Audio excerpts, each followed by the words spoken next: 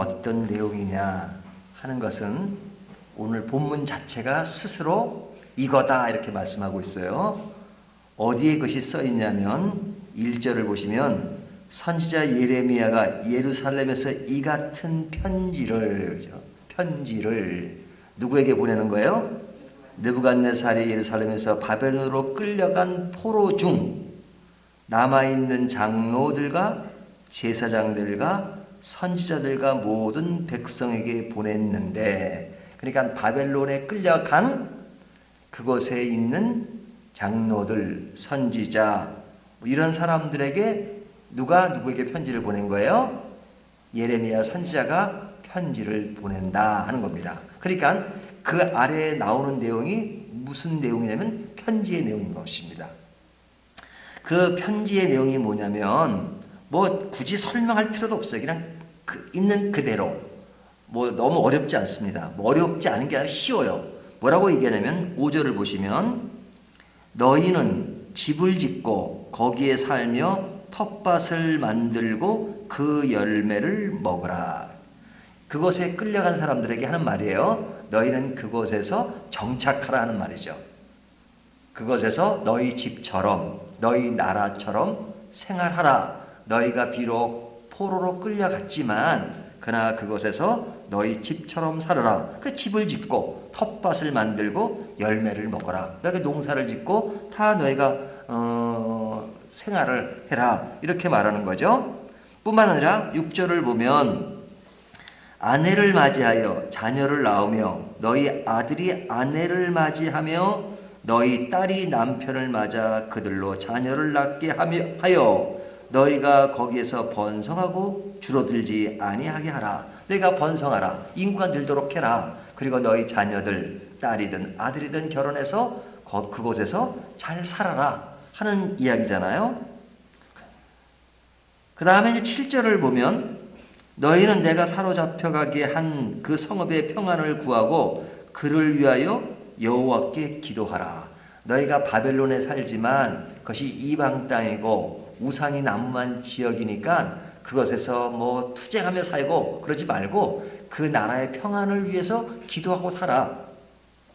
너희가 그곳에서 평안하게 살고 그리고 그 나라와 그 민족을 위해서도 기도를 하라. 이렇게 말씀하시는 겁니다. 그러면서 이제 8절에 나오는 이야기는 좀 조심해야 될 것이 있다. 그것이 뭐냐면 만군의 여호와 이스라엘 하나님께서 이와 같이 말씀하시니라. 너희 중에 있는 선지자들에게와, 자, 그들에게 있는 선지자들입니다. 그들 가운데 선지자도 끌려갔으니까 그 선지자들 중에 점쟁이에게 미혹되지 말며, 여기 선지자들도 함께 연결되는 겁니다. 그러니까 선지자인데 이제 이런 선지자들은 거짓 선지자죠.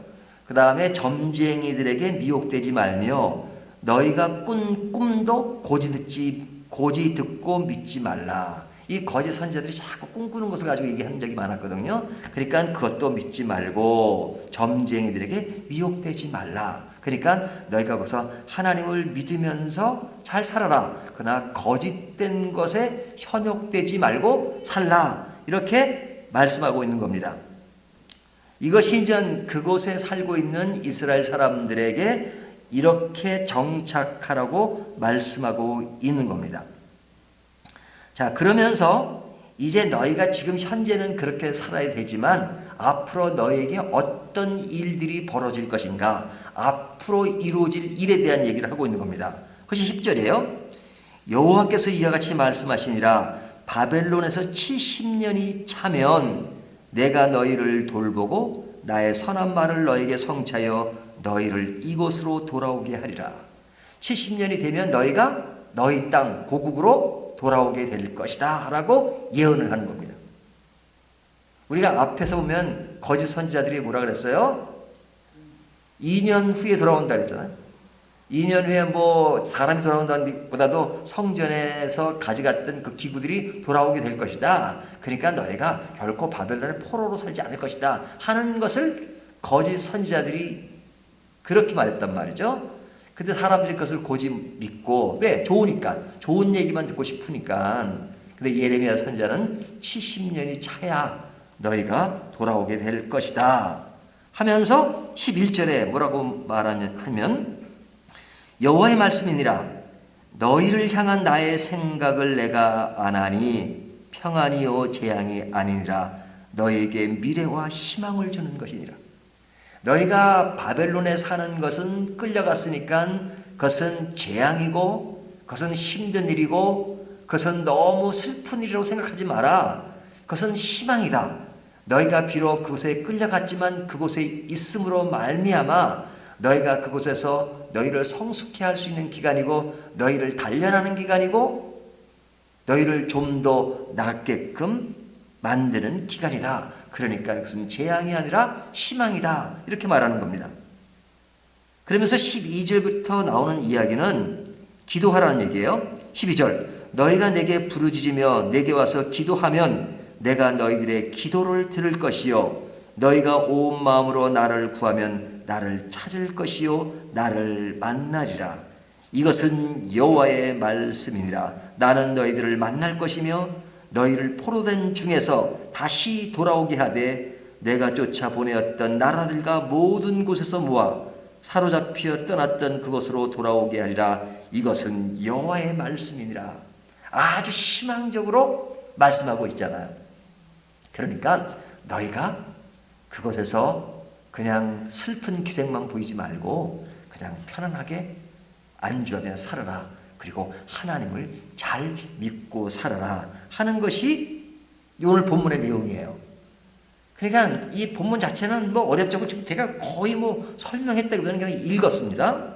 자, 그렇다면 이들이 바벨론에 사는 의미가 무엇인가 하는 거죠. 뭐 이미 말씀드렸습니다. 첫 번째는요, 이들의 바벨론 생활은 단련 기간입니다. 훈련 기간입니다. 하나님이 이들을 훈련시키는 기간이에요. 그 단련을 통해서 그들이 더욱 성숙하게 되잖아요. 이들이 이스라엘에 있을 때는 우상 숭배를 그렇게 했습니다. 그래가지고 그 유다 왕 때 보면 그냥 우상 숭배, 그냥 우상에 쩔어 있어요.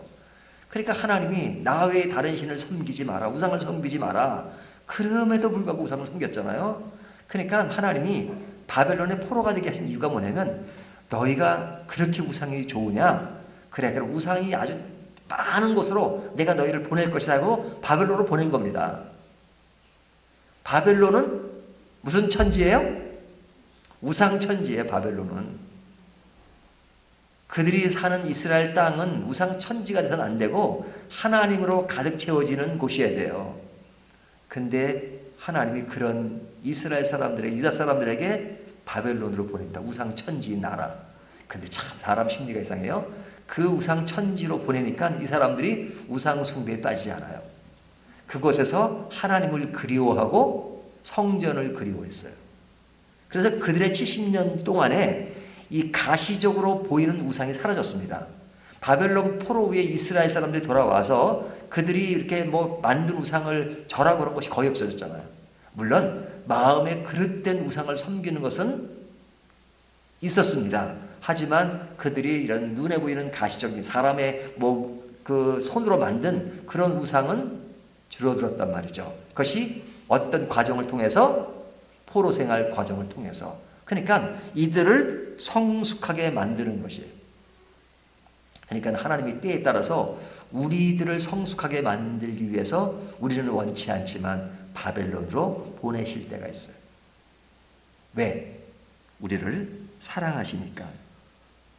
또 이와 같은 바벨론 생활을 통해서 그들의 문화와 다른 곳에서 살게 하실 때가 있어요. 그곳에서 그들은 그곳에서 사는 방법을 배운 거죠. 어떤 자세로 살아야 되는가? 부딪히거나 단절하는 것이 아니라 그들과 어울리지만 그러나 그들 문화 속에 동조되고 그릇된 사상에 동조되는 것이 아니라 그런 가운데서도 하나님을 믿고 사는 것을 배우게 만든 것입니다. 이것이 큰 훈련이에요. 자, 이 문제를 좀 더 넓게 생각하고 우리들에게 적용을 해본다면 이렇게 말씀할 수 있어요. 우리 크리스찬들이 이 세상에서 어떻게 살아야 하는가? 넓은 의미에서 우리는 대한민국 사람이죠. 하지만 더 넓은 차원에 보면 우리는 하나님 나라의 백성입니다. 하나님 나라의 백성이 이스라엘 사람들이 바벨론에 간 것처럼 하나님의 나라 백성이 지금 어디에 사는 거예요? 대한민국에 사는 겁니다. 미국의 크리스찬들은 하늘나라 백성이 미국에서 사는 것이고, 일본의 크리스찬들은 하나님 나라 백성이 일본에 사는 거예요. 그러니까 우리가 대한민국 백성이긴 하지만, 국민이긴 하지만, 크리스찬의 입장에서 하나님 나라의 백성에서 보면 이질감을 느끼는 것이 너무너무 많습니다. 어떤 뭐 정책인 상황 그런 것이 아니라 신앙적 차원에서. 그렇잖아요? 이 신앙적 코드와 이 세상에 흐르는 어떤 물결과 코드가 맞습니까? 코드가 맞으면 비정상입니다. 이 세상에 사는 사람은 코드가 맞을 수밖에 없어요. 하지만 우리는 코드가 안 맞아야 정상입니다. 아, 이 세상에 참 평안하다, 기쁘다. 아닙니다. 왜 아니냐? 하나님이 말씀하시는 하나님 나라의 그 가치관과 통치가 달라요. 하지만 다르니까 너희들은 이질감을 느끼면서 이 세상을 외면하고 살라? 성경은 이렇게 말씀하고 있지 않아요. 너희는 이 세상의 빛과 소금이 되라. 이렇게 말씀하고 하잖아요. 그러니까 빛과 소금이 되려면 어떠해야 되느냐? 그것은 우리가 오늘 말씀과 똑같이 적용해 볼 수 있습니다. 너희는 이 세상에 정착하고 살라. 이곳에서 결혼도 하고 애도 낳고 가정도 꾸미고 먹고 살 만한 것들을 다 잘 너희가 준비하고 살라. 하지만 이 땅에서 그릇된 것을 본받지 말고 살라.